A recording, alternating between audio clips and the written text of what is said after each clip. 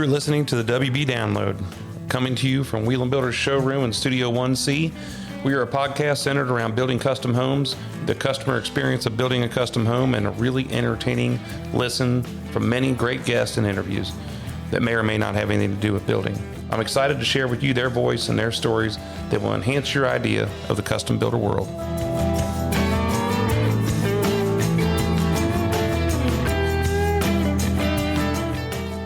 All right. Hello again, everybody. This is Jeff Wheeland with Wheeland Builders coming to you on the WB Download right here on this 12th day of September 2023. Welcome, everybody. Thanks for listening. Today we have an awesome interview. As always, I feel like it's always a great interview. We have none other than my good friend Nathan Madden from Pella Windows from Cincinnati, from Southwest Ohio. Pella Windows has different franchises, different areas, and my friend Jim Fry, who owns Pella Windows in Cincinnati, Southwest Ohio, Northern Kentucky, I think Dayton, also is, they just do a great job. I'm excited to hear what he has to say, and I hope you guys are fired up about listening to him too. And I don't want to break in any more of it because it's a really good interview, and it's going to be fun to get to know more about Nathan. So, hey, here's what's happening in the life of Wheel & Builders. Just back here on August the 30th, we had our Homerama 2024 groundbreaking ceremony. Beautiful day. We're out in Goshen, Ohio, for this show coming up in 2024. We're in Stone Pillars Development, which is the old Klosterman farm there in Goshen, just outside of Loveland. And the Klosterman family is a huge bakery here in Southwest Ohio, and so that's why we name it the old Klosterman farm. They've got some large 10 plus acre lots out there, and then they've got another neighborhood portion of it where we're going to build Homerama, which is 1+ acre lots there, and we're really fired up because we are building for some return customers, and we've talked about them on this podcast before. This is maybe the third job that we've done for them, the second house and the third job that we've done for them, and man, when you got a Homerama house going on, this is just it. Every one of our houses is a huge relationship between the homeowner and the builder, and between us. But this Homerama deal, there's so many different facets that come along with it, as far as furniture and decor and parties and planning and things that we have to do.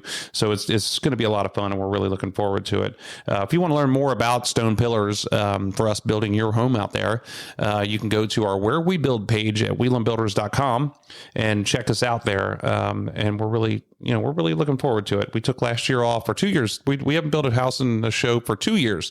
So we're back at it. And I think this will be our 25th year, 24th or 25th year, I believe, in the show. So it's pretty exciting. That's a lot of houses to build in Homerama. We're one of the oldest builders in the show, we're one of the longest builders in the show.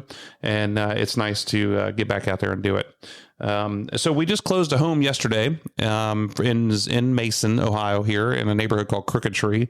This house is just amazing. I mean, I know I'm the builder, and I probably would say that, but when we go through this house, there's not a room in this house that we haven't done something unique in, whether it's accent walls or wood trim, built-ins, whatever it is, you name it. And I think every room has something significant in it, and it's really cool to see. This house is about 8,000 or 9,000 square feet, and it's taken us a while to get here. So when we wrap this thing up, it's really fun to see it all come together, and it's fun to see the customers' reactions when they get to come in through the house, and just, man, it's really an emotional time for them, because it finally all comes together, and so we're super stoked.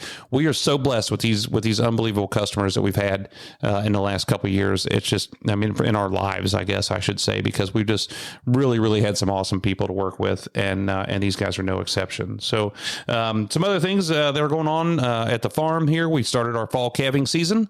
We've had a rough go at it, and I'm not going to break into details, but it's been rough, and takes a toll on us emotionally, and physically, and as calving does. If you talk to any of these old cow guys, when you get into calving season, you're out there every 4 hours, and then when you got a difficult one, then you're out there all the time, and it wears you out. So anyway, we're going to keep on going. We've got 3 more to go here for the fall, and then we've got another 5 more coming in the spring. for babies. Cody and I are out shopping for his 4-H project. This will be his first year in 4-H, showing a club calf steer at the show, and so we've been out shopping for that. For being a token old guy here, which I don't feel like I'm that old, I've lost touch because I can't believe how much money people pay for these freaking steers. It's an animal that is what we call a market animal. It is virtually useless besides meat. And so if you were going to buy it, you're going to show it and you're going to kill it. And that's the bottom line. I know there's a lot of people probably don't like to hear that, but it's the truth. Why would you pay $20,000 for it? That's crazy. That's absolutely crazy, but it is what it is. So we're not going that, just by the way. We don't come anywhere near that. But so that's exciting for me. This has always been my dream, raising these kids on the farm and getting them into 4-H. And this is the one thing I feel like I've kind of probably pushed on them a little bit and wanted them to do. Whereas anything else they've done in their life, I've kind of said, hey man, it's up to you. I'm taking the lead. More here with 4-H and FFA. I'm kind of dropping hints every single day. So I'm glad to do this. This is going to be fun. Our football team is 1-3 for the year, and which is not exciting. You know, we lack a lot of size. We lack a lot of things, and so we need to do some things differently for sure. I doubt that we will, but we need to, and we just gotta try and work through this season and put the kids in the best position we can put them in to roll into 7th grade next year, and which they will all be combined at that point. So it's going to be tough. We've already had a basketball coaches meeting. That's how fast this thing goes. And basketball season is right around the corner. And so I've already had a coaches meeting for basketball, and kind of fun to think about. This is my last year coaching, so all these things I'm going to document them with you guys here every week. Another great big thing that's happened here in the last couple of weeks is my son Cody's 12th birthday. He was born on Labor Day, and so every year at the end of the summer we have a blowout party for him. We call it for him, but it's really a blowout party for the entire world community that comes over to our house, and we all have a good time. Our family and everybody is there. It's a lot of fun. 12 years old, and man, I can't believe it. My high school football coach always used to say that time flies by and you're going to turn around and look and you're not going to know where it went. And we were like, whatever, old man, you don't know what you're talking about. Well, here I am. Looking back going, man, that guy knew what he was talking about. Something else that we didn't really touch on was, yesterday was 9/11. And unfortunately, I'm not really sure. This doesn't get talked about as much. And maybe we still hold a moment of silence for it on that day. But I think it's because it's happened so long ago. And I just remember it like it was yesterday. And I think most people who were traumatized by everything that went on back then, is probably feel the same way.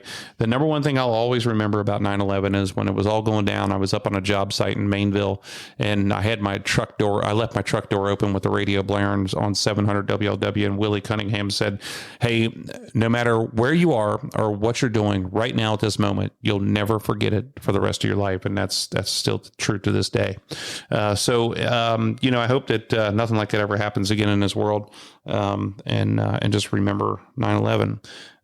So, hey, that's what's happening in the life of Wheeling Builders and my life. And so let's break into this interview here. Like I said, we've got Nathan Madden, who is the area sales manager for Pella Windows. And we're going to talk about windows. We're going to talk about why we buy Pella Windows, what makes windows so important. What's important in a window, and a bunch of different things. We're going to get to know Nathan a little bit, I hope, here with some of these questions we get to ask him, which for me is fun because that's why we started this thing, is to give people a voice and talk about them and talk with them and learn about them. So here's none other than my man from Pella Windows, Nathan Madden. Let's bring him in.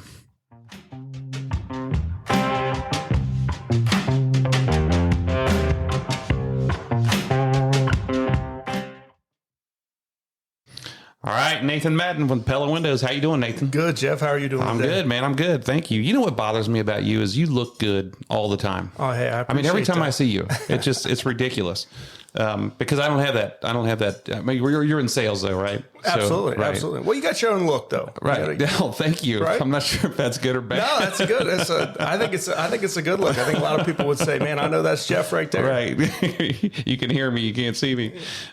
So how do we know each other? So we've done business for a little while, together, right? What's your title there at Pella? So I'm now the general manager of trade and commercial. So Okay. my team sells all builders and contractors. You know, when you think about our territory, it's really Dayton to Carrollton, Kentucky, draw a big circle. Yeah. So I've been there for 7 years now, and I had a great opportunity to work with Wheeling Builders, and we've known each other for that amount of time. Yeah, I thought it was longer than that, and we were just discussing before we got on air that it was 7 years. So tell me a little bit about yourself. Where'd you grow up at? So I grew up in Northern Kentucky. And okay. I've pretty much been in this area, Northern Kentucky, Cincinnati area, my entire life, except for had one little stint that I went to Virginia Beach for a little bit with another company. So, okay. But outside of that, I've been here. Where'd you go to high school at? I went to high school at Boone County High School. Boone County High School. It just kind of rolls off the tongue a little bit, right? It does. Yeah. Where were you guys? The Rockets or something? No, we were the Rebels. Boone County Rebels. The Rebels, So actually, you know, our claim to fame always is, now I was coming in as a freshman. He was graduating. But Sean Alexander graduated from there. Okay. So, all right. Big football player in the NFL. And we had a big football team back then. So it was a lot of fun. We did good.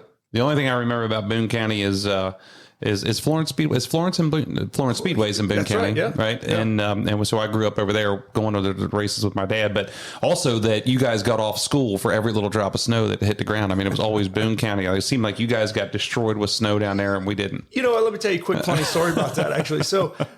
You know, you might feel like that, but when I went to Virginia Beach, if you've seen anybody freak out about some snow, let me tell you what, if there's one snowflake, anybody call somebody in Virginia Beach, there's one snowflake, they will call off, they won't be in, right? Car won't go anywhere. It's hilarious. Did you go to college at all? I did. I went to Georgetown College in Kentucky. Okay. So I have to clarify that, because sometimes when you say Georgetown, everybody's like, "Whoa!" I know. Not that one. Not that one. I did. It was good though. It was a good school. I played some baseball there, and actually didn't know I was going to get into the building industry. So I came back and went to NKU, which I really enjoyed also, and took my construction courses at NKU. So. Okay. So it was good. I did a stint at Northern Kentucky University there in 93 and 94. And then I transferred from there and went to Ohio State. But yeah, that's a big school now. It's a lot bigger than it was when I was there. It's a big school, and they're doing a lot of great things. They're doing a lot of great things in the community and around. And I really, you know, anything. I mean, I feel like this area is so much about the community and so much about the area. And so you love to see a school like that really succeed and do really good. Oh yeah, for sure. So where do you guys live at now?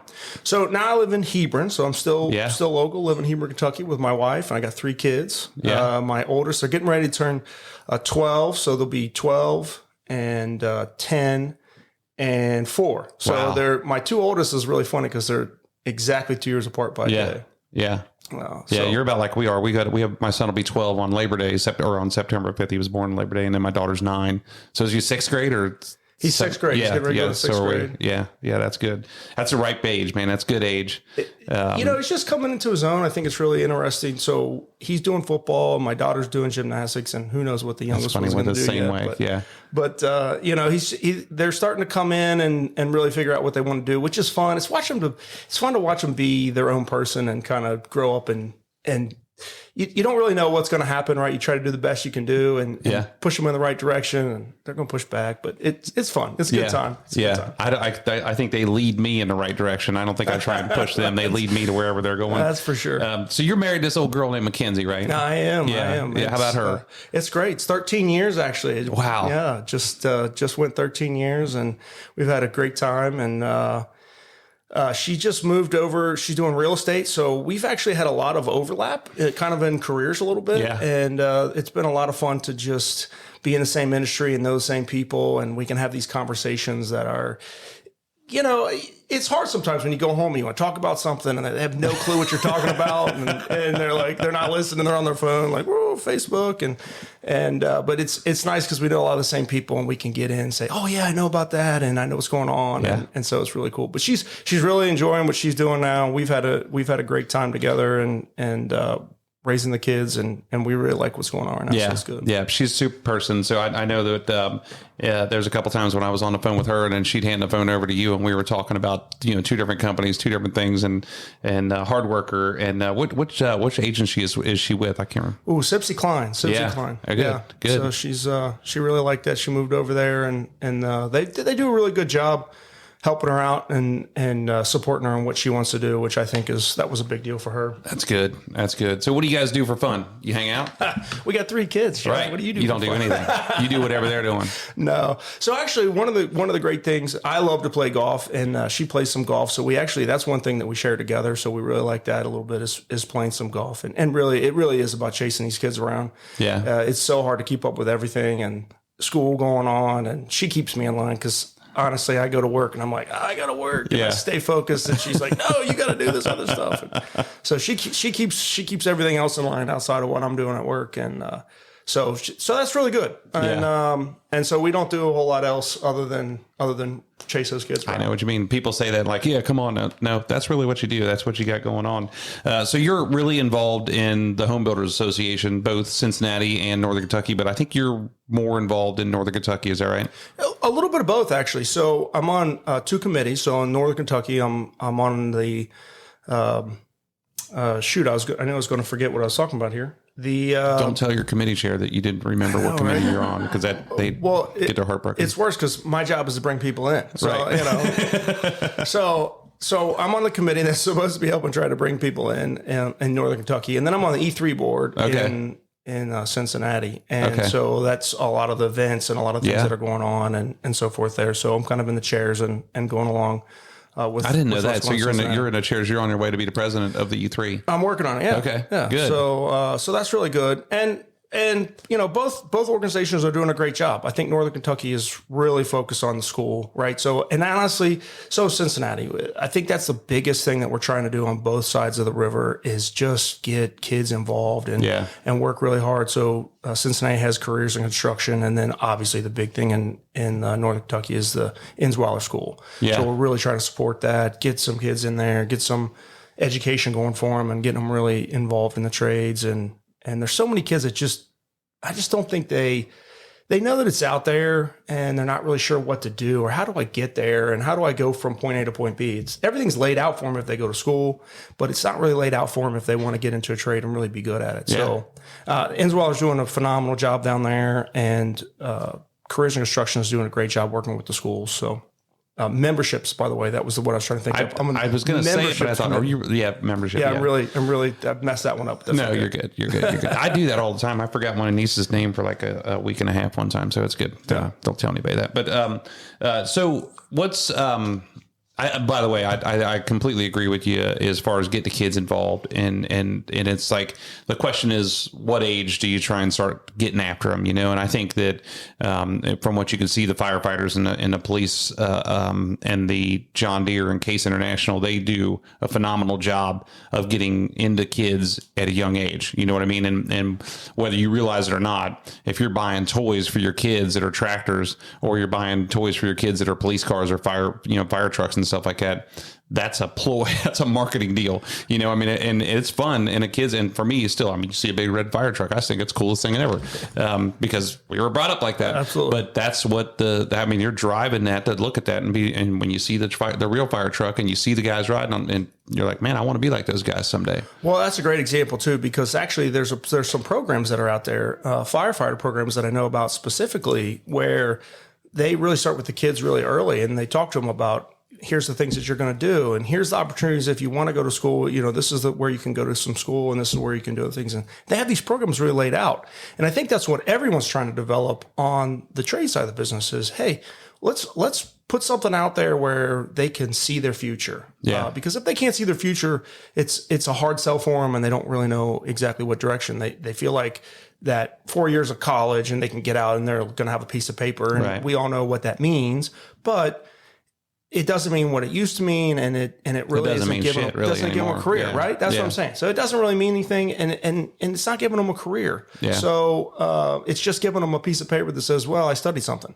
And this stuff really gives them a great career. And so if we can get that through to them and really lay out the path, I think that's really important. I would agree. When we had Bob the Builder as, it was a cartoon character, but it was also a big push from our National Association of Home Builders, to get that out there, to get the young kids start getting them thinking about construction, because you don't want construction to be a fallback program to where, I'll go try this. I'll go try and be a lawyer, but if I don't, then I'll just be a plumber.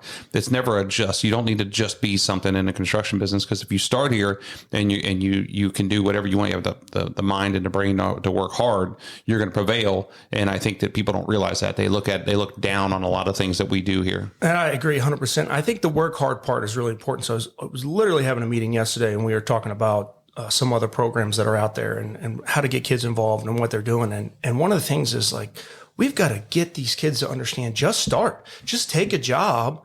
You've got kids. My kids were in the car the other day, and they were talking about we're having to be taking them to school, and they're talking about, I'm going to get a job when I'm 14 or 15, and Wendy's or whatever it is. And I'm like, gosh, you can start right there. Yeah. Like, just think about that job as being the place that you start. And I think sometimes that they want to know, I'm going to go so far, I'm going to have my business, I'm going to do whatever. Well, get the skills first. Just show up. Yeah. If you had 4 years worth of studying, you could have 4 years worth of learning a skill. If you get done that 4 years, you know something entirely different than somebody else knows when you have a skill. Yeah. And that's a big difference. I think that the schools could do, of course, if you're in the education system, you want to see these kids continue on in the education system. You're not going to say, don't go to school, go out and get a job. Yeah. But if they were to go out and get a job, and people supported that, where they're making this big deal about these kids signing on to go to college, they should do it in the school where if they get a job, they should sign on, and they should do a big deal about them getting a job, and do a signing day for that, That'd be awesome. You could promote that kind of stuff, because I think that colleges these days are becoming, and we're going off on a tangent here, but they're becoming more of a business, and they're there to, it's a cycle, you're going to see, by the time our kids go to school, your 4-year-old goes to school, it's going to be $100,000 a year. And that's crazy. It is crazy. Yeah, that's crazy. So, so anyway, back to what you do for a living, so you're, and I'm really grateful for that you're here. I'm grateful for us working together and being partners on this deal. So you work for Pella. I work for Pella Windows and Doors. So Pella is where they're well. So Pella's a really interesting relationship. So I work locally for Pella Windows and Doors as local, and so we'll probably talk at some point here about Jim Fry, and he's our local owner. Jim Fry, I know, right? That's right. And so he's our local owner, and so we are part of a larger corporation, a larger manufacturing facility, and then Pella Corporate is in Pella, Iowa, and so it's still a family-owned business. It was started by Pete Kuiper in 1925. But what's really interesting about it is that they actually started out as a roll screen company. So the roll screens that we have now in our windows and in our product was really the actual company that we started with. So, which it really leads into, the overall culture of the company, which is all about innovation and all about family values and those types of things. It was all started by the family. And so we didn't actually start making our first window until 1937. So, there's a really great relationship between what we're able to do and what we do locally, and then what we do nationally as a corporation. And so it's a really great relationship, and it allows us to have a lot of really tight, close, good relationships in a local community like you really want to have and service clients and do business well as having that support with that corporate entity that has a little bit bigger fist to go out and do the things that are necessary in order to move business forward. Yeah. So they're named Pella because they're in literally Pella, Iowa. That's Pella, the name Iowa. of the town. That's right. And it's what else is, there's two other things that they're known for out there, but one of them's the flowers, right? Tulips. The tulips. It's a big, huge, big tulip thing that goes on out there. And it's a Dutch community. So that's really what they're into is what is that crepe or something that you guys give us from there, that roll or that donut? The Dutch letter. It's the Dutch letter. That's what it is. Yeah. Yeah. If you go out and take a trip to Pella, you get a Dutch letter, and they're really good. So there's three things that holds this whole town together.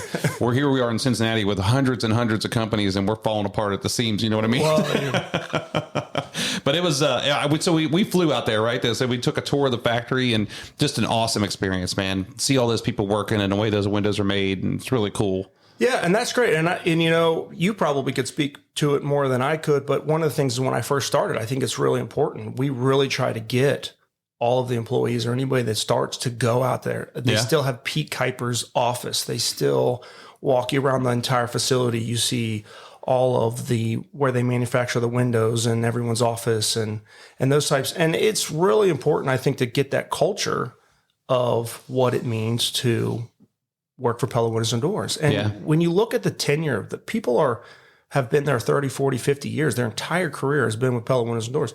Even locally, honestly, we have Matt Umley is another general manager here locally for us, and he went to the University of Cincinnati and came out of there, and he's been working at Pella his entire career. No kidding. So, which is just, I think, that just speaks to the culture and what's there and what that company means for people. Yeah, that's amazing.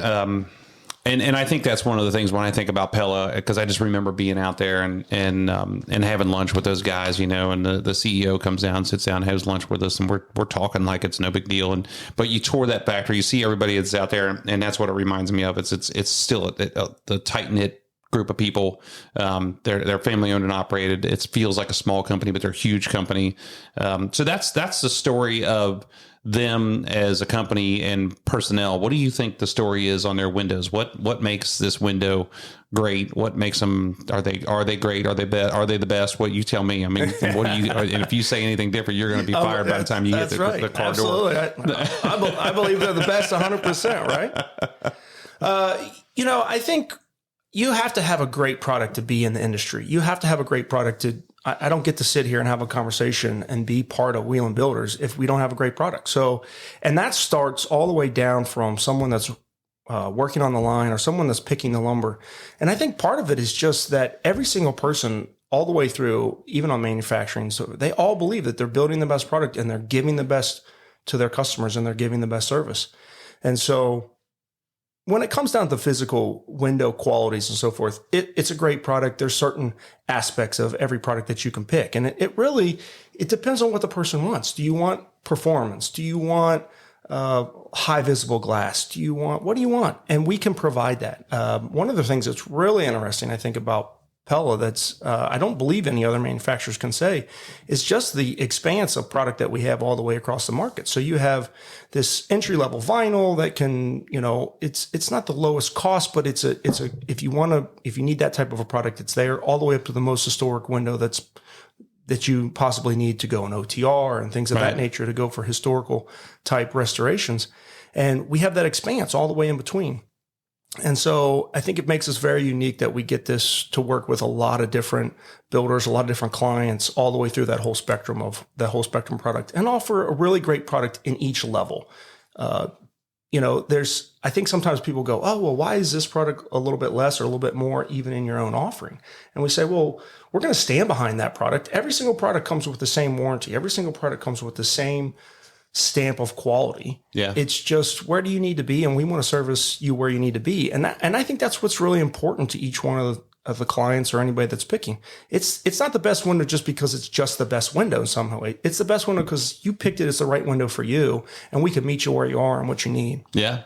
What makes a great window? And when I'm looking at windows and it's been a minute since we really shopped anything, to look at the specifics of a window, but there's so many different details that go on in these things. What makes a great window?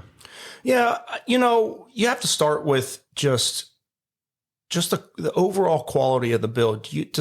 Does manufacturer care about what's coming out there? Do they stand behind what they say? Right. So if I tell you this window is going to do this particular thing and it doesn't do that, then that's a poor quality. It's a poor quality window and it doesn't meet up to its standards. So, again, I think it just depends on what your needs are. What's your performance? Would you like to have more visible glass? Can we meet that need for you? And we can. So I think that's really important. We have traditional looks and then we have contemporary looks. So if you want a more contemporary home, you can have that contemporary look. So that might be important to you. And it really just comes down to what's more important for each individual. There's certain standards, right? Everybody wants to be Energy Star, those types of things. And we have a really great relationship locally with Green Building Council and so forth about, hey, you want to have a LEED home? You want to take it all the way? You want to be LEED Platinum? Sure, we got a product. We'll help you get there. Yeah. And so that performance of that product becomes really important for that client.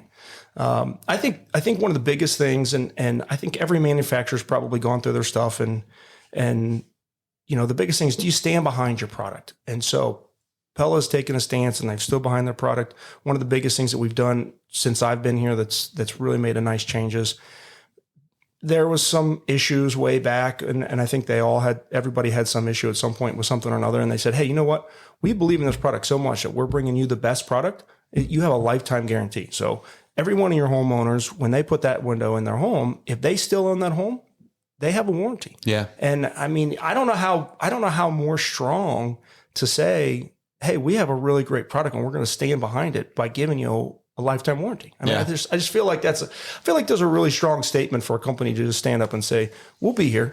And I would agree. It's funny that because Pella, Iowa reminds me of Tommy Boy in the brake pad factory up there. And then he's like, it's only as good. The warranty's only as good as the man who writes it. That's a great movie. But but the factory's a little bit different than the Callahan brake pads. Yeah. So when we talk about performance, we're not talking about operation. We're talking about performance, meaning the emissivity. We're talking about the insulation value. We're talking about everything.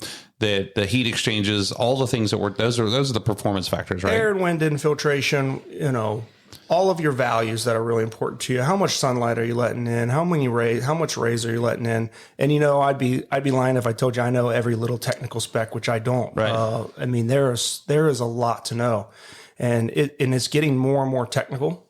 And the units are getting larger and larger, and so the glass is getting bigger and bigger. Which when you think about how does cold and heat and so forth get in, you got to start thinking about, well, is it just the glass or is it the frame and what type of product to use? And that's another thing. One thing that I do really see a lot of is when you buy a wood window from Pella, there's a lot of wood in the wood window. Yeah. When you buy a fiberglass window from Pella, it's fiberglass. It's not a combination of some other products. There's not some vinyl something or another in there. When you buy a metal lock, it's a metal lock. So there's reinforcements behind all the vinyl. It's constructed in a way that it's going to withstand the test of time and what you want that particular product to do. Yeah. I look at the windows and as I think about what I want out of them, I want that guarantee. And that's really important to us because I can't tell you how many times in my career that I've had an issue with a window and they bring it back and it's with every product. Finger pointing. Well, you guys use too much muriatic acid on your brick cleaning and that's why the window failed and that's why this is rusted out or your carpenters did this or they didn't set it the right way and you don't have enough insulation around it and there's always something going on and I want to look at that guarantee. I want to look at who's standing behind that product. And that's the same thing when I think about with shingles, I think about with faucets, I think about with flooring. I want the people who are there that if we're buying this product from you, we believe it's good enough to be in a Wheeling home. I want you to be good enough to stand behind it and say, yes, absolutely. This is 100% greatest product ever. Absolutely. And that's one of the reasons that we have things like the installation team for us. And so as a manufacturer, again, I think it's very rare. We go back to that local being here and when you buy a Pella product, we're going to manufacture that product. We're going to walk you through that entire process of that sales. And then we're going to install that product. And there's no one to ask a question to. There's no way you can point a finger, right?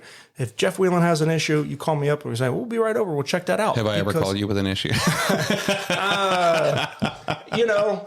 Absolutely. No one's perfect. And I think that's the biggest thing is anybody that wants to step out and say, oh, we're never going to have any problem. That's a lie. We're going to have tons of problems. The question is, what are you going to do when you have a problem? Yeah. And so I think that's one of the greatest things. And again, that comes from a culture standpoint that comes all the way down. If I call the manufacturing facility and we think it's a manufacturing problem, they have a team of people that will go out and check that line. We literally, this year, it was really great. We had the quality people come in. So corporate quality, vice presidents, manufacturing and so forth, come sit at our branch with us and say, hey, what are you seeing in the market? What do you think is wrong? And we bring up 5 or 10 things. We say, hey, we might be seeing this a little bit. Great. Take notes. We're going to take that back. And, there's a way for us to submit these things on a regular basis. So they are constantly looking at that as well so that all the way through, we can really support that and make sure that doesn't happen. Yeah, I think that you can't get complacent. You have to, and that's what we're trying to do all the time around here is we're reaching out to people and saying, hey, what did we do great? What did we do horrible? What can we do better? And I think that's what a lot of people do, like Pella, like that, do that. I think that when I could see you guys standing behind it, but when we went out to Pella and we could see that there was a vinyl window if we needed a less expensive product, and that's all it is, less maintenance, less expensive, but it's still a high quality window. The Impervia, when we have a few showers, a bunch of showers that we're putting windows in, we want to put that Impervia window, an all fiberglass window in there in that shower, because you don't want it to be rotten out or, getting affected by moisture on that wood. And then of course the Lifestyles series is what we use most of, and it's just a good window, a high performance window. It's a high quality window. And yeah, the Lifestyle window, one of the things that I really liked about what they did with the product line for us is we had some different product lines in the wood. We had some different product lines even in vinyl. They've really condensed that down, but in doing so, they've added so many more features. So we had some other lines that had blinds and shades in it if you wanted to, and then you had to make these decisions early. Now homeowners are able to make a decision, hey, we want to go with wood, we're going to go with Lifestyle. Well, great. Well, you can expand the Lifestyle chassis to meet these particular needs. Which of these needs are really important for you? Same thing we did with vinyl. Hey, we're going to have one really nice, strong vinyl line, and you can get all the options in there. And that really, it really helps everybody make some decisions of where they want to be. And we know we're not going to be the least expensive in the category. If you want the least expensive vinyl window, we're not going to be it. If you want a really high quality product for the right price if someone's going to stand behind, then we're the choice for you. Yeah. So, and that can go for each individual category. Yeah. I think the only time we've looked at it going higher than the Lifestyles was when we had a certain arch window, and when we had a certain square inch of glass, and then when we had curved windows, true divided light windows, things that are specifically for LEED Platinum or historical societies, things like that. Absolutely. When you get really specific, then we can get into the reserve line, and that's where you get into really large product or very, very specific things. And you can even, if you want a very specific color or you want a very specific feature on a window, we can ask that or request that from the manufacturing, and manufacturing generally will say, yeah, we can do that. We can help make that possible for whoever's, whatever the request is. Yeah. Pella's done a good job of, around here, I think there's probably the big three that people look at as far as windows, but Pella's done a good job as far as marketing themselves. And I think when you see that yellow oval, then people are like, that's a Pella window, the bullseye. We call them the bullseyes. Yeah, we like to drive in and look for them. That's right. When we see them, we're happy. And I wonder if how much of that people look at that and they look at that on that house, that's got to be a nice window, and then that's the window I want on my house, and then so it goes on and goes on and goes on. But you guys seem to focus a lot on builders and new construction, remodel, to where you're getting in on the front end instead of trying to get back on the retail end and setting the precedents early on. So the term I hate worse in this world than anything is builder grade. When people say, oh, it's builder grade, and I'm like, what the hell are you talking about? What builder have you been dealing with that you got this builder grade, which apparently is lesser than less? Yeah, I don't know where that term came up. I don't know either. And you never want, gosh, the worst thing, but the worst thing that's possible, right, is someone said, oh, you got that builder grade carpet in there. I'll pass. Thank you very much. Right. Builder grade anything is not good. And where we live is that custom builder. It's looking for just as the product. We want to look for the right customer that really wants to see that value. And you see it in everything. You see it when they pick trim. You see it when they pick their carpenter. You see it when they walk into a building and what they look like. And that's what I meant before about the Jeff Whelan look. Jeff Whelan walks in and he has a particular look about him and says, I'm here to do business and I can help you. And this is what I'm going to do. And, you expect that kind of a look out of every single person that walks on your job site. And you expect that kind of attitude out of everybody that's working on your job site. And so I think that's really what we want to encompass is when we starting out with a project, there's a really great opportunity for the client to say, hey, I can pick anything that I want. And Pella can provide in the window space, Pella can provide what we really need.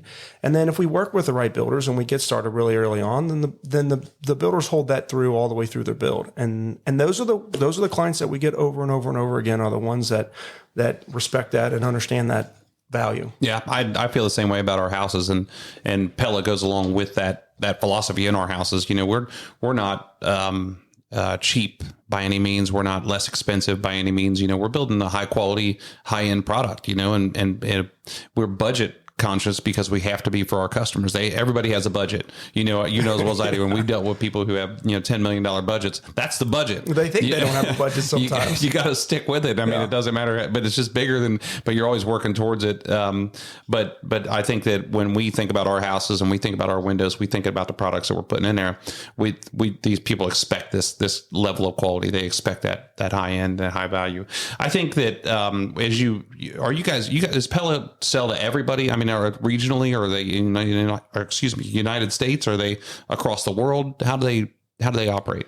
Yeah, so definitely all across the United States, obviously. And do we sell to everybody? We sell to everybody that wants to meet our values and where we are, right? And so I think that's the challenge sometimes.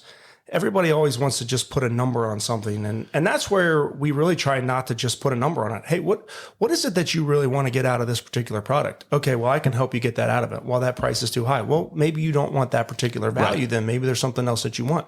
And that's okay.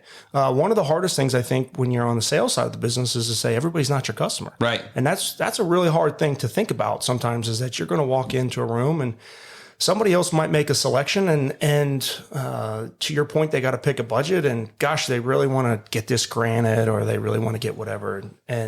Or that builder just really doesn't value what it is that you're offering. And that's okay. Unfortunately for us, I would love for every window to be a Pella window. Right. But that they don't always perceive that as a value, given the other things that they want to have on the project. So one of the things that I would say about a window when people are thinking about it is the window is not something that's easily changed, and it's really expensive down the road, right? When you think, oh, well, I'm going to 5-10 years from now, I'm going to get some new windows. Okay. Well, get ready for $100,000 and your house would be a mess for a certain time period. So, if you do that particular thing right, things like granite and remodeling a bathroom and things of those natures, those are much easier to do, aesthetics that can be done. Whereas if you the bones of the project are really good, which, you know that in home building, right? If you use certain products that are the bones of it, then that home's going to last a whole lot longer. Yeah. Those windows are part of the structure, and you don't want to try and change the structure later on, because it's always 10 times more expensive. I think about when I said sell to everybody, there's certain manufacturers, Hardy, and there's Carrier furnaces, air conditioners and stuff. They'll sell to just anybody who wants to come along, or they won't sell to anybody that just comes along. They have to have certain people that they'll sell to. And then there's others that'll sell to everybody. And when you sell to everybody, you get bad reviews because it was installed improperly. They weren't perfect. They weren't properly trained to install. Somebody bought it on the internet and then tried to install it themselves, and it didn't operate properly. And whose fault is it? It's the manufacturer's fault. So that's one of the reasons why I asked you that. And the other reason I asked you that is because we have a lot of materials here that we deal with that are regional due to our climate. And there's some things that we use here in Cincinnati that we couldn't use in Southern Florida. We have a builder in our Builder 20 group that's out in South Carolina and Myrtle Beach area, or Hilton Head, Hilton Head. And they have to use hurricane glass, and they have to use, that glass that's when they're underwater and protect all that stuff. Some of them have to use different shingles. There's all kinds of different things that are happening. So there's different manufacturers in different parts of the world that get a little bit more kudos to them because they're in a different climate. Absolutely. And so what's really interesting, we see that, right? So coming from a corporation that has offices all over the country, we see hurricane glass all the time. In fact, we just expanded that. We're getting hurricane glass now in our Impervia product. So that, that's an offering that can be out there. We do a lot of installs in Florida. We do a lot on the East Coast and in California. And we actually have an office in Hawaii. And so all of those things are necessary for those particular type builds. And the important thing is the education. And I think that's one of the things that we're really trying to come along with. There's so much information that we have that's available. We have videos out, we have other things. But the second part of that is, to your point, do you really want to do that? Which is why we try to do install, and we try to control that all the way through for every customer as much as possible. Hey, well, we'll manufacture it, we'll sell it to you, we'll install it, we'll take care of it, and then you don't have to worry about whether is that gonna really be an issue for you or not. That's a big part as to why I do business with you guys. Also, is not only that your local office here and being able to deal with you guys directly, but also your install program. And now we pay for it. I mean, and which is you told me that a long time ago, and I had to embrace myself for it. But when you look at the advantages versus the disadvantages, or as my cousin says, the cons and the uncons, of the installation versus somebody else doing it, it's highly important because you're right. If you're selling a product and you're installing a product, now you've taken full responsibility for it, and you guys do a really good job. There's nowhere you can't point the finger at anybody else, and so it actually works out great for us for the reasons that you just said. If there's an issue with it, then we have an issue. Then that's something that we can work on, and we know that's there. And we're going to know that you don't have an issue with it, or you can call us, and we're not going to say, oh, well, so-and-so sold it to you, or, so-and-so installed it. So it really works out great for us. And I also think it works out great for you. And then I know it costs a little bit more from a standpoint but there's so much more that goes along with it because we really help to project manage. I think, you'd have to speak to that, but I feel like we really try to help project manage that whole project all the way through. And that's one of the things that we're really trying to expand even more and more is how much more can we help the builder? I want you to feel like windows just happen. Hey, we set this up. Everything's ready to go. Here's when we need windows. All of a sudden, windows are in. They're all installed perfectly, and the project keeps going. Yeah. If you have to call me, then I feel like we failed a little bit, right? So I like it. I like it when windows just happen. You like when you don't have to. I don't call you. I don't like it. I don't like it when that phone goes off and I look down. Oh, Jeff's called me now. Oh my God! Here we go. It's a Friday afternoon. Nope. So I always tell people, not that there's anything. You could have the greatest window in the world installed improperly and have the worst window in the world installed properly, and the worst window in the world is going to perform better than the best window.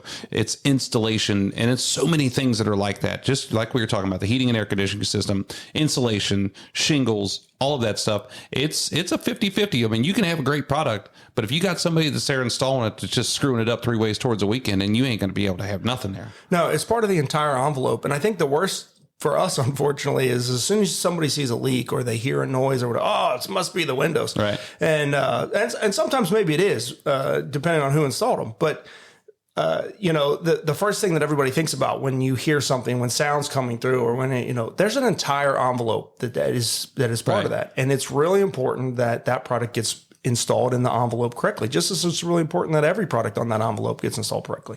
So I think that's what really makes a big difference. If you want to have, to your point, if you're going to have a great product, you need a great install, and you need it to go the way you want it to go. So I was going to ask you why anyone would buy a Pella window over any other window, but I mean, do you have any? Because we've hit it pretty good. I think that Pella corporate should be on that plane right now, flying over here and taking you and I wherever we want to go. I agree. I think they should too.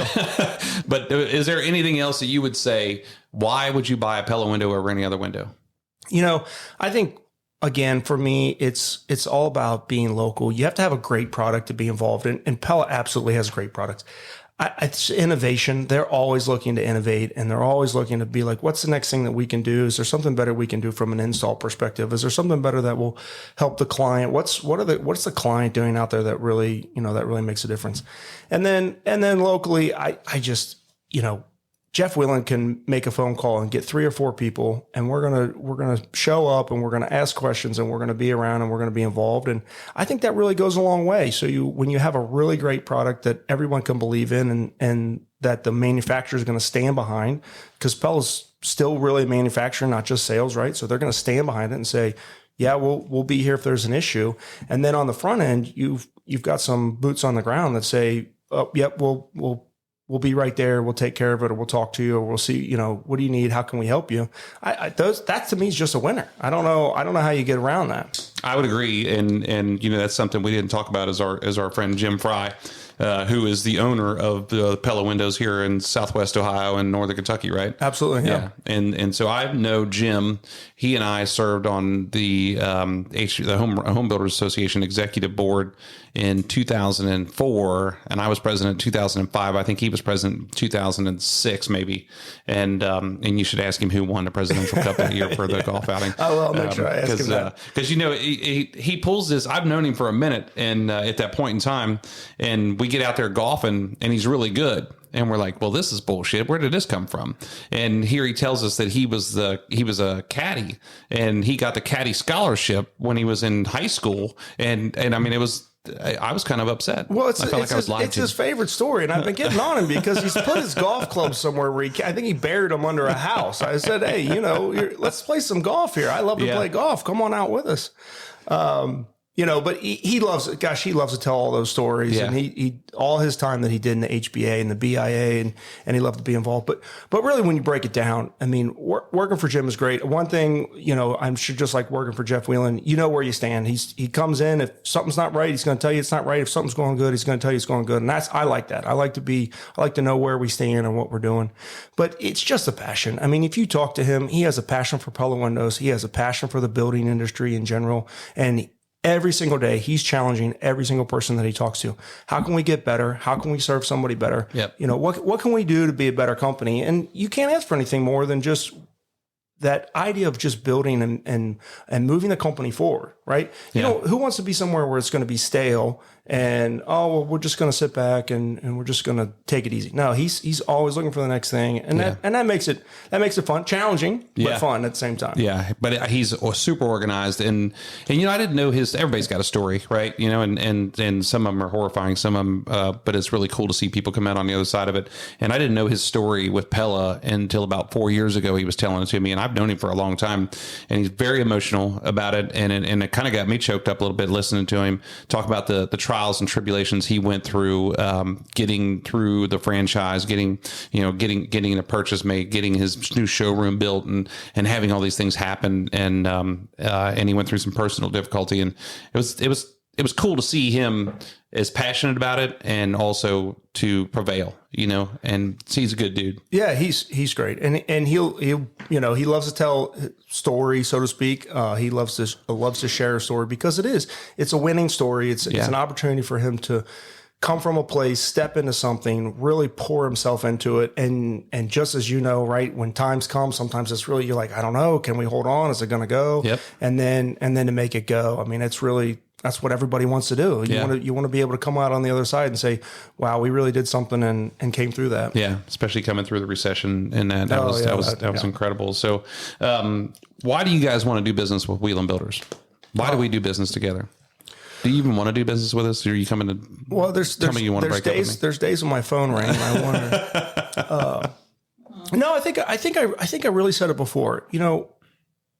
You can't keep the Pella name, right? We can't stand up and say that we're just a really great product if we don't work with other really great products. And so, just as I said about Jim, I really know where I stand with Whelan Builders. If something's not quite going right, I'm going to get a phone call and say it's not quite going right. Hey, I'm going to work on that, right? And if it's going great, we're going to get a phone call and say, hey, that one went really well. Appreciate you working with it.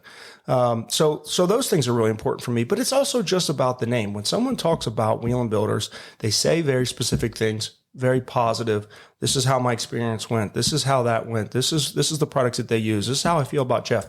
And then I'm associated with those things as well. And that's the type of partners that we want to have, is that we want to feel very confident that the values that we have are the values with the people that we're working with. And I think that's really important. I do too. I appreciate you saying that. And we feel the same way. You always want to be, especially when you're the manufacturer, you have to be surrounding yourself with very good products, very good people. And we feel like we have that relationship with you guys. So, one other thing I was thinking about was when we're doing selections with our customers, are we, you guys have a showroom, right? And we do. And the showroom is, gosh, I invite anybody to come to the showroom. Yeah. We've really poured ourselves into that, and we really like it. We make it special.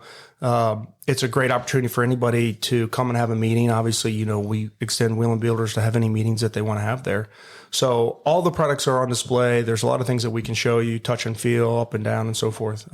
As it relates to Wheel and Builders, though, you guys do a great job of meeting with your customers and going ahead and talking through the options for them and what's out there. A lot of times once we see them, they've kind of already made their selections a little bit. They just want to come in and touch and feel and feel the product and make sure that they like it and if there's anything different that they want to do. But you guys do a great job of walking through the products for them. And a lot of times it already comes spec'd on what the selections are and they know which direction they're going to go. Yeah, we work with our architect a lot on he'll make the initial decision to say this is going to be arch windows, this is going to be whatever we're talking about. Where it really becomes crucial is in our Humorama house in 24 this year, I had a picture on Pinterest that I just loved it, and I hate that when people come to me and say, "Can you do this on Pinterest?" Because that is just whatever. But there it was a great big triple window with a big arch on it. And what I liked about it was just inviting. I mean, you're standing in the kitchen, this huge amount of lights coming through there. So many times today, we put these kitchen sinks in the island and the kitchen is in the center of the house and it's not on an exterior wall like it always was traditionally. Absolutely. So now we have the opportunity to put it on an exterior wall and this window is badass. I mean, it's huge. So that was really cool. It's a casement window when a lot of the other windows in the house are double hung. I can't wait to see it installed. Yeah, it's really so that. And then when we started talking about like we did in Humorama 21 and we just did it in a couple other houses, and we did some really, there's that bifold, trifold, quadfold door window that we put in that bar area, which is again awesome. The doors on the windows, folding, bifolds, all the sliding doors, those are huge. And that's what everybody wants. And one of the great things, so, that goes back to an innovation standpoint. So we have the wood doors and we can make them huge now. And again, everybody wants more glass and, we have some that super long, 30, 40 feet long and 10 feet tall. And, so we actually, went out and there was another manufacturer and Pella acquired that other manufacturer, and we now have a vinyl door that does that as well. So it's a aluminum interior with a vinyl wrap, and it's a really great door. So that goes back to that conversation that we have about someone wanting a particular feature, but hey, can we get that in a price range? And so that gives another option for that. But this area and all the the Humorama houses and the river views and the valley views and all that, and being able to have those doors, you almost just can't really explain it. I think, the feeling, but if someone hasn't been in there, you walk into a great room and there's a 10-foot, 12-foot tall door and it's wide open with glass. It just fills that room. Yeah, we're always talking about bringing the outside in and the inside out, and you guys are some of the people that help us accomplish that, and the majority of that is through these 12 and 16 foot wide sliding glass doors. And when I say sliding glass door, I always have to tell people, listen, it's not the sliding glass door that you have to wedge your broom handle in to make sure that it's locked and it has no security value and you can pick it up off the track. This is a really heavy duty, but it's a cool door because it opens up to 6 to 8 feet wide in the center of it. It's got 4 huge panels of just nothing but pure glass and light coming into the room. It makes you feel like that room has an extra 5 feet to it. I mean, it's unreal. It really is. And one of the things that I love is that, there's what we, is kind of a crazy OXXO, right? Like you have two stationary panels and 2 in the middle that move. So that door is getting to the point now where it's so big, you can have a 10-foot opening in between. Yeah. And then you have doors where it just totally would disappear into the wall. Yeah. So would you like the whole wall to open? There's, you can get that, or would you just like to have a 10-foot opening? And I think it really helps people visualize that and really bring that light into that space. And if you have a pole or a view out there, it's a game changer. Yeah. We just did, what was it, a 26 footer, I think it was, up in my friend's house up in Hamilton. It was a stack of, it stacks back, and it's, it's something to see. It's pretty cool. It really is. It's really cool. Really cool. So man, I think we could sit here and talk all day long. But I just want to say thanks for coming in here and and talking to us and talking through this is not a promotional. It is. I mean, it turns out, but it's not a promotional point for any reason. But what it does do is, I want our customers and I want other builders and anybody who's listened to our podcast to understand the materials and the things that happen in this house and why we make decisions on using certain materials and why we make decisions on using certain companies for that matter. And I really enjoy just even besides that, just sitting here bullshitting with you and talking to you. I mean, it's kind of fun too. Absolutely. No, we really do appreciate the partnership. And like I said before, we appreciate partnering with the right builders. And so I appreciate the opportunity to even just talk about it. Every opportunity is a great opportunity in my mind. And I really just enjoy when we have a chance to get together and chat. So yeah, I really appreciate you having me. So Nathan brought us a Pella hat to remember, because everybody brings in, and I often forget to mention this, Leanne, on our show, that people bring us things to remember them by, and then we keep them here in the podcast room. So he bought us a Pella hat that's brand new off the line and only employees have. So that's kind of, my son's going to love that. So I'm going to keep that here for a little while. And then he also brought us a New Riff bourbon that's a Pella logo on it, which is really cool. So I'm not sure either one of these things are going to stay in this room very long. Well, the bottle can stay here. That doesn't mean what's in it has to stay. Yeah, we can pour it out and just keep the bottle here. So one of the things we're going to do here is we call this lightning round, and I don't know why we call it a lightning round, because it has nothing to do with lightning. It doesn't go by very fast, and this is usually longer than the actual interview itself. So we have some personal questions to ask you that you do not know about. So I called Miss McKenzie and I texted her and I said, hey, we want to light this old boy up. What can we talk about? So one of the things that she told me, which I didn't know, is and she thinks that she's more important than you. And whenever somebody wants to know when they're talking about you, they're talking about McKenzie. And as soon as they come up to you, they say, hey, how's McKenzie doing? They don't say, hey, how's Nathan doing? That's exactly right. Yeah. She is absolutely way more important to me. Yeah. Every time I see anybody anywhere, especially if we're out, if they've met her for even a half of a second, they're, oh, hey, where's McKenzie at? What's she doing? That's awesome. She's kidding, by the way, because she doesn't have that personality, but it's funny that that's the way it works. People do that. People walk up to me all the time. When I was younger, people would say, how's your dad doing? I'm like, well, I'm doing good too. Thanks for asking. But now they just look at you and go, how's your parents doing? Like they're trying to, are they still alive? Right. Yeah. So prior to your job here at Pella, you were in the construction industry, right? I was, yeah. And I didn't know that. What were you doing in the construction business? Yeah, so it's kind of really interesting. Again, so the whole reason that I went to NKU and I took some construction courses is I came back from college and I didn't really know what I was going to do. And I had a friend of mine that was working for a Dries Premier at the time. They'd purchased Zarian, which was Zarian, and it was Dries Premier, and said, hey, it was booming at that time. And he said, hey, come on over. And so I really started. I was in their builder program, which obviously with the crash that all went away. To do that program, but they had 26 holes in the ground in this neighborhood, and there was a lot going on, and I was learning a lot, and so I just found that I really enjoyed it. So that's when I took those classes, and then I've just never really left the industry. Which, we went back before and we talked about the HBA a little bit, and I think that's the biggest thing is about the HBA is just having that community. Everybody has a community of people that is pushing that industry forward and so forth. And I think that's where the BIAs and the HBAs is, they're really just pushing that whole community forward. And so I got involved in that, and you start to meet people in there and they all have these conversations, and I really enjoyed that. So kind of stuck with me. That's pretty cool. I didn't know that about you. And I guess I'd assumed that you were born and then you went to school and then you became Pella. So I don't know how that happened, but so she also says that you're a bourbon junkie. So when did you jump on the train, or were you always a bourbon guy? No, yeah, I was kind of always a bourbon guy. And the crazy part about always being a bourbon guy is every time you find one that you really like, then everybody else starts to like it, and then you can't get it anymore. Right. So, yeah. So you got to look for that. I'm not a big spender bourbon guy. I don't believe in that, because I believe that you literally can come to my house and you can open any bottle, and if we accidentally drink a pretty good portion of that bottle, that's fine with me. It's not a big deal. Accidentally.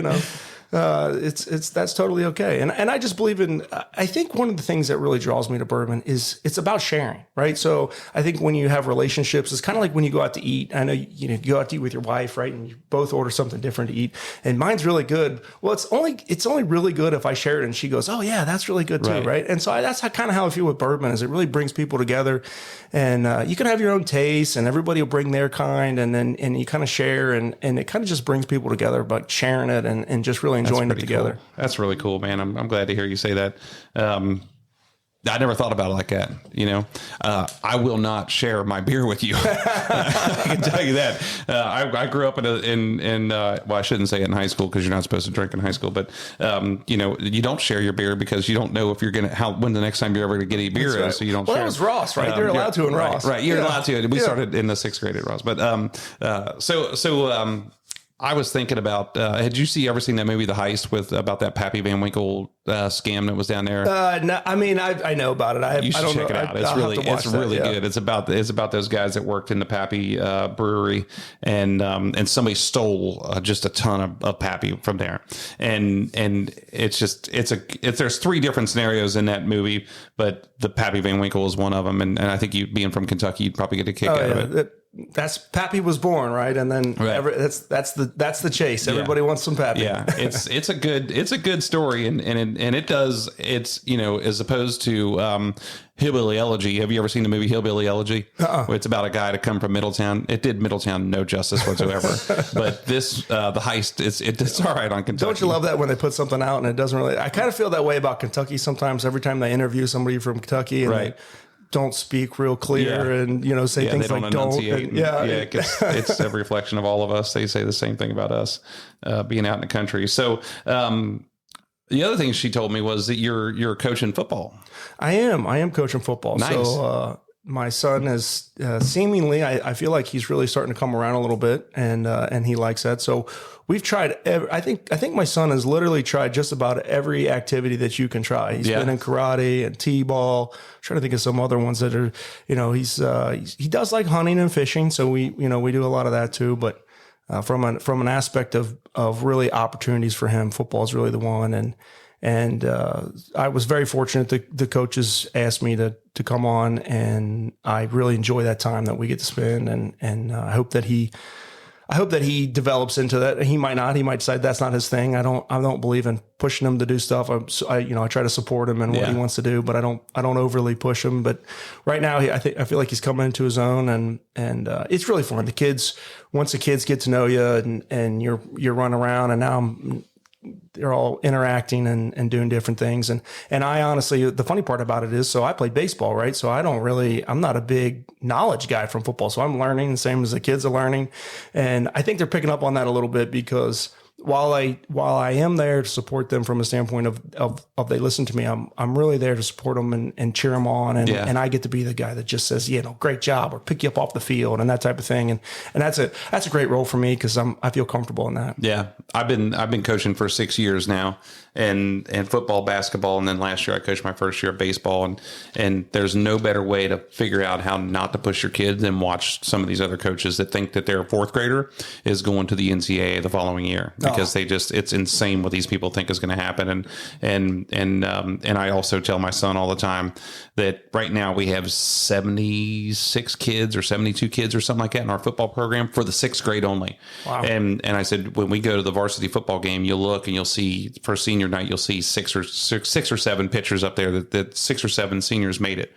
That means you went from 72 kids in the 6th grade to 6. So don't get upset about what's happening right now, because you never know where the fate's going to lie for the future, and those kids need to realize that and just seeing the progression of the kids throughout the year, that it makes you feel like you've done something to help them coach, and it's pretty cool. Oh yeah. I think that's probably the biggest thing. And really just watching some of these kids. So, just being in the 6th grade. So I haven't seen a whole lot, but just being in the 6th grade.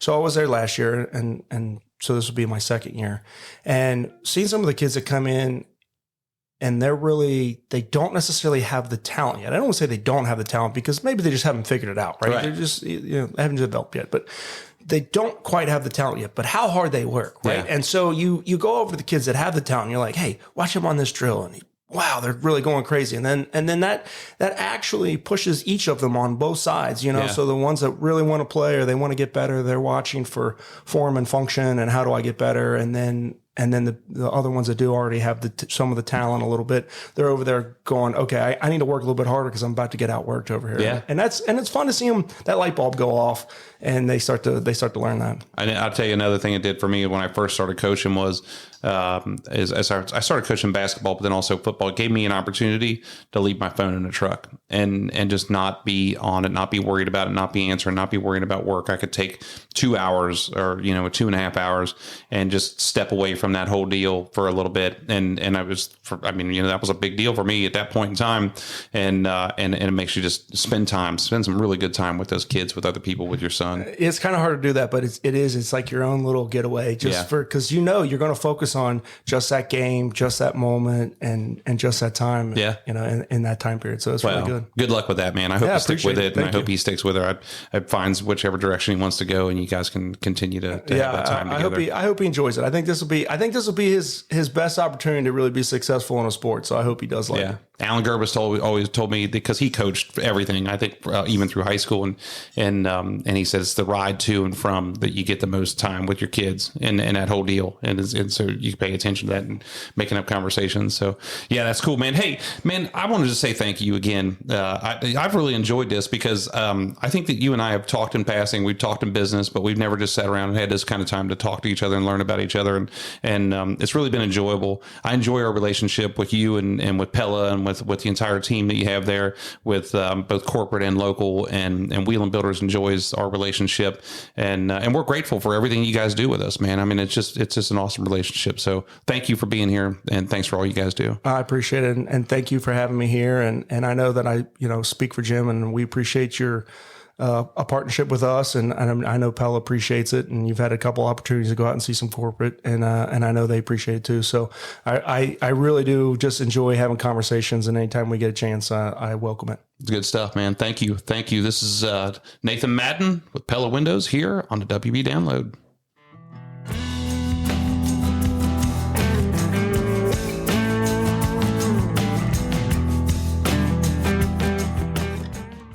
All right, man. I'll tell you what an awesome interview that was. And I just really, really enjoyed just getting to know things about Nathan that I didn't know about him before. I enjoy, knowing that Pella it feels like they're part of our team, and we've always felt like they're part of our team. It's a huge part of what we do around here. Windows are a huge part of what we do around here. I just can't say enough about it. I do want to tell you a little bit of a story that we didn't talk about it. Our salesperson is actually Brett Howard from Pella Windows, and Brett is an unbelievable salesman.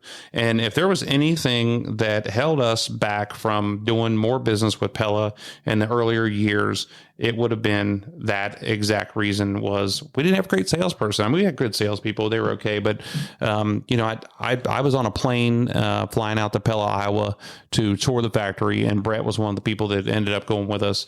And listening to him talk about these windows, I'm like, he knows everything there is to know about windows.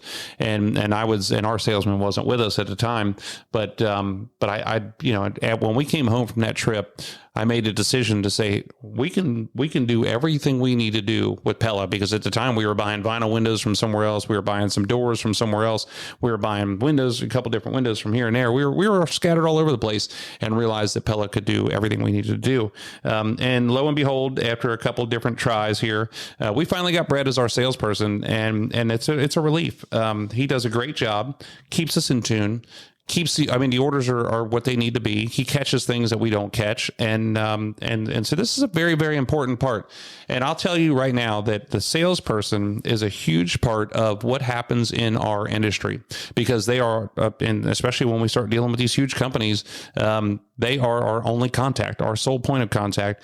And if they suck, then the whole thing just is terrible. And then we probably don't do business with them anymore, or we get into with a horrible product. So it's so important to have these really good people with these really good relationships. And Nathan and his team over there with Brett, they do a great job. But I also want to tell you that Jim Fry, and we talked about this a little bit on the podcast when throughout the questions here with Nathan. But Jim Fry is a good friend of mine. He owns Pella here in Southwest Ohio, and he and I were on the Home Builders Association executive committee together together. He was president of the Associates Council, and I was president of the Home Builders Association. I think we might have been 1 year off, but we overlap a lot of things there together. So I got to know him quite a bit, and it's just a pleasure to be able to do business with people you know. So, man, I just can't say enough about our trade partners. I'm happy to have these last several episodes. We've had a homeowner on, we've had our trade partners on, and we've had people who are part of this family and of a building business here that we have, and how important all these people and components go to our business to make this thing go around. It's a pleasure. It's an honor to have them on here, and I just want to say thank you to everybody. Thank you to Nathan for coming out and getting on a podcast here, and hopefully Pella shares the heck out of it, and we get a good turnout. So anyway, thank you to the audience. Thank you guys for listening. Thank you so much for always listening to the WB Download. I was sitting in a meeting the other day, and a lady sitting next to me says, "Hey, I listened to the WB Download," and I was like, I feel like I need a sticker or something like that to give to somebody, because it's really cool to listen to somebody say that. I'm always surprised for some reason. I don't know why. I'm like, you do? That's great. So our next episode will be here towards the end of the month, and it'll be on the last Tuesday of the month. And we've got another special guest lined up. It's one of our other trade partners, and I'm just going to tell you, it's going to be a good interview. We're going to talk a lot about things that we do around here with them, and I don't want to spoil it, so I'm not going to tell you who it is just yet. Anyway, I want to remind you to subscribe and like and love the WB Download wherever you get your downloads from and you get your podcast from, and just make sure that you like it and share it with your friends, because I want everybody to be able to listen to what these people have to say. Don't forget that our episodes come out on the second and fourth Tuesday of every month. And hey, if you want to be a part of this conversation, if you agree or disagree with something I've said on here, or if you just want to spark something up, reach out to me. You're at the WB Download at wielandbuilders.com. It's WB Download at WIELAND builders.com. And for more behind the scenes action of Wieland Builders, and you want to see some cool pictures of some of the coolest houses we've ever built, go to wielandbuilders.com. That's WIELAND builders.com. Hey, thank you again, everybody, for listening. I'm so happy to be able to do this podcast and get some awesome guests on here like we have been here lately. And thanks again for being here. I'm Jeff Wieland here on the WB Download.